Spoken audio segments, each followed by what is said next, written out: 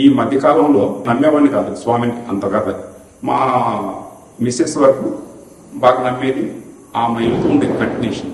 ఆమె వెళ్ళేదానికి నేను ఎప్పుడూ అబ్జెక్షన్ చెప్పేవాడిని కాదు. కాకపోతే నాకు మొదటి నుండి నేను స్టూడెంట్గా ఉండేటప్పుడు స్వామి మీద పాట కూడా పాడేది.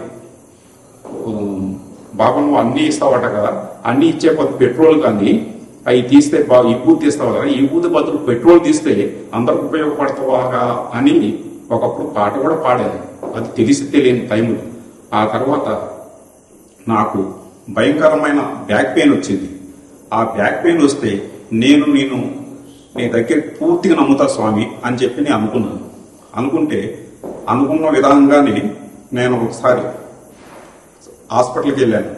అక్కడికి వెళ్తే నేను కొత్తగూడెంలో మనోహర్ బాబు గారి ద్వారా ఎక్కువ పరిచయం ఉంది. కొత్తగూడెం చేసేటప్పుడు ఆ మనోహర్ బాబు గారు ఒకసారి బెంగళూరు హాస్పిటల్లో మా బాబున్నాడు, ఆయన ద్వారా స్వామి దగ్గరికి వెళ్ళి తప్పనిసరి తగ్గిద్దని చెప్పాడు.